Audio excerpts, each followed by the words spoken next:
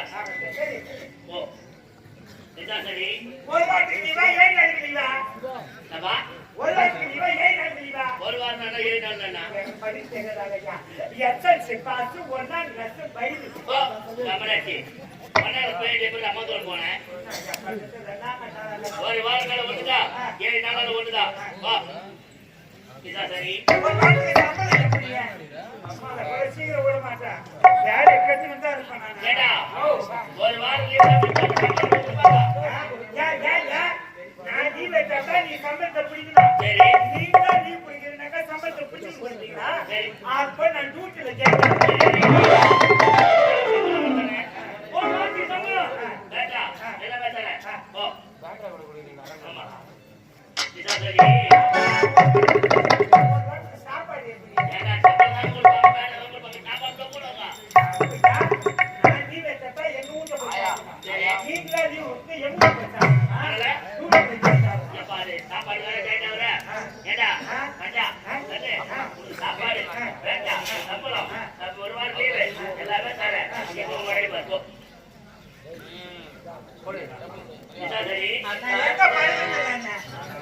வரக்கா போய் பத்துக்கு அவங்க அரண்மனையில் பெட்ரூம்ல கெட்டவா ஏங்க இங்கோடா கெட்டவா உனக்கு ஒரு வாரம் லீவ் தந்தது இல்லாம காசு சம்பளம் தந்தது இல்லாம பொண்டாத்தி போட்டது இல்லாம படுக்கிறதுக்கு இடம் கூட அன்னைக்கு கூட வீட்டுக்கு போக மாட்டியா அன்னைக்கு கூட வீட்டுக்கு போயே போக மாட்டேன் என் மாமனா எடுத்து 300 ரூபாய் காட்டுல வச்சு வரான் புறம்போது கொடுவாங்க போட்டு ஒரே வெட்டா வச்சு போந்துருவான்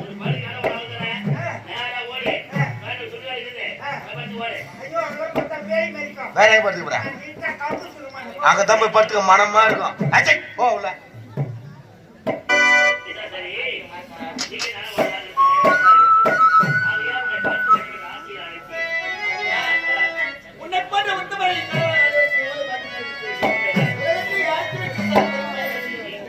அப்படி இருக்கு எதை குறியாது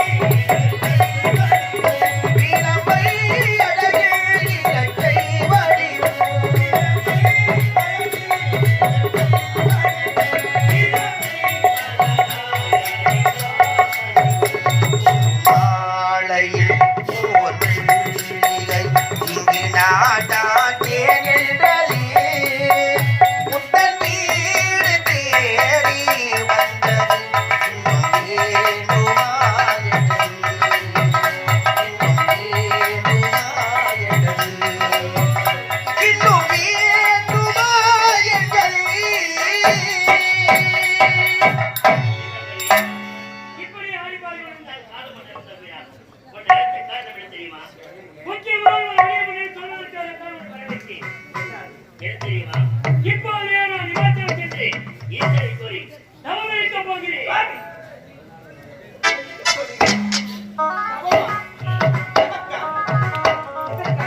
வாழ்க்கை செல்வம் இல்லை என்று மனவர் புத்தோடு இருந்து அந்த நேரம்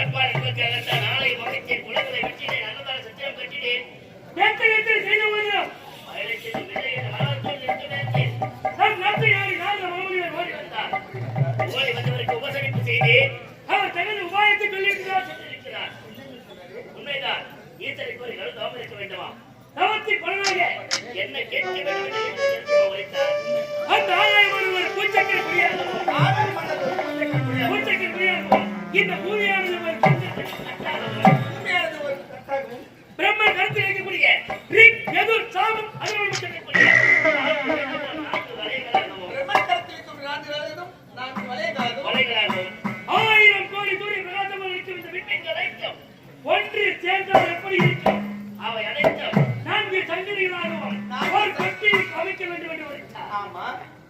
ஆச்சு சுவாமி. தொட்டி அமைத்து விட்டால் போதுமா? குழந்தை பிறக்காதா? குழந்தை தமிழ் விளையாட வேண்டும் என்று கேட்டதற்கு என்ன வைத்தார் தெரியுமா? இமாச்சலம் சென்று ஈச்சலை கோரி வரப்படுகிறா அல்லவா?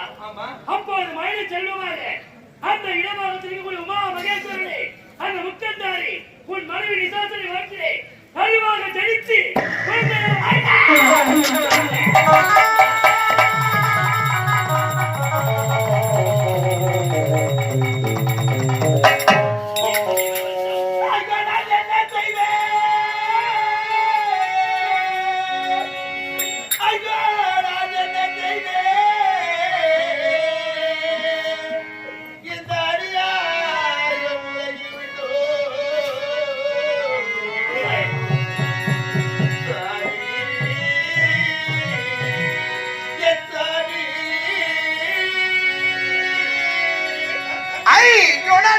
செய்வேன்?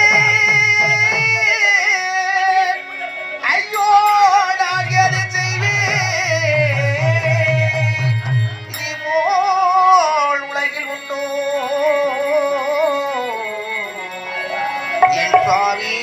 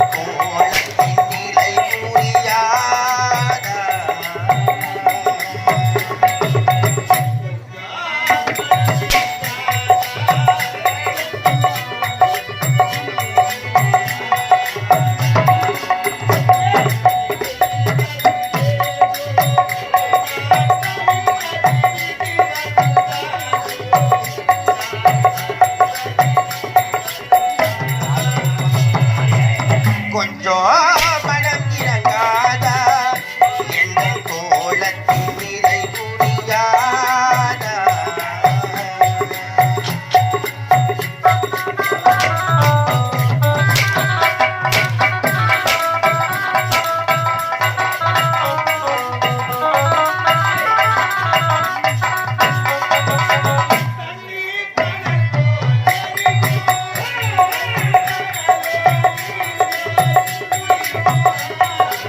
தண்ணீர் கடல் போல் எரியும் செந்தடலோடி போல் குளிரும்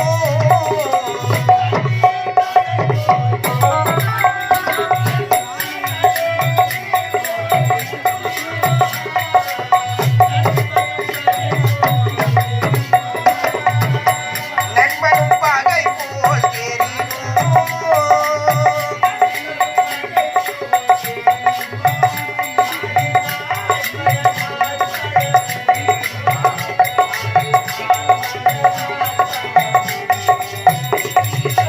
கொஞ்சம் மனம் இறங்காதா என்ன கோலத்தின் நிலை புரியாதா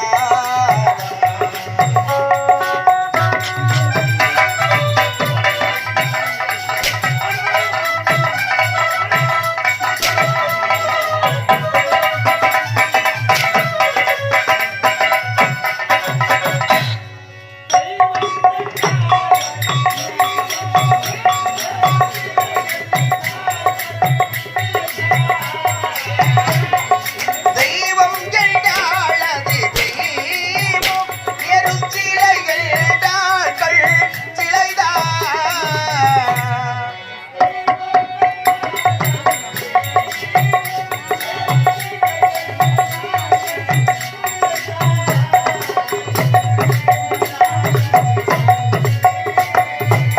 உலகென்றால் அது உண்டு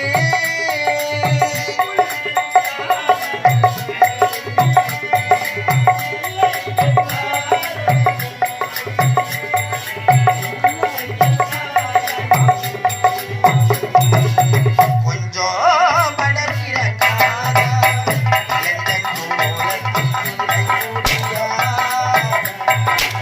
வேதனை செய்வதும் ஏனோ நான் தவிப்பது விதி வசந்தானோ தவிப்பது விதி வசந்தானோ கொஞ்சம் மனம் இறங்காதா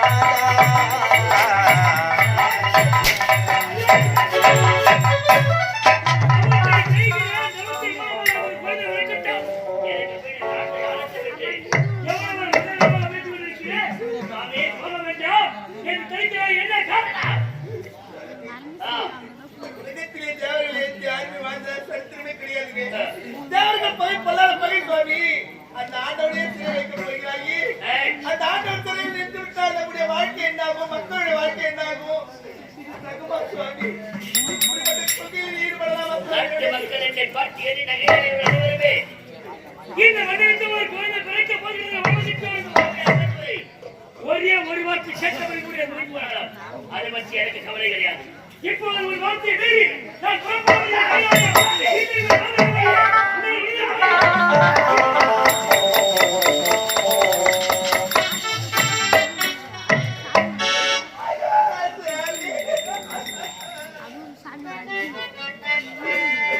அவனை எடுத்துக்கூடிய வார்த்தை கேட்கவில்லையே சுவாமி.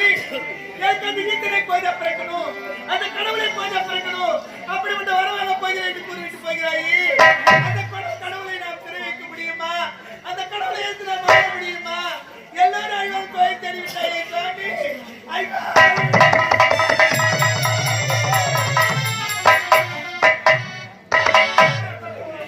சதிக்கார தெய்வம் எனக்கு ஒரு குழந்தை கொடுத்திருந்தார். இப்படிப்பட்ட எண்ணம் வந்திருக்குமா? இப்படிப்பட்ட குழந்தை நடந்திருக்குமா? இந்த பாவி தெய்வம் எனக்கு குழந்தை இல்லாததா? எனக்கு இப்படிப்பட்ட சதியில் ஈடுபட்டு விட்டாரு, இப்படிப்பட்ட கோலத்தில் போகிறாரு. இதனால் என்ன நடக்க போகிறதோ, என்ன ஆக போகிறதோ அம்மா? நான் பிறந்த நேரமா, நான் அவதரித்த நேரமா, உன் அங்கத்திலே பிறந்த நேரமா, எதுக்குமா எனக்கு கொடுமைப்படுத்தினேன்? ஏமா இப்படிப்பட்ட சதியை கொடுத்தேன்?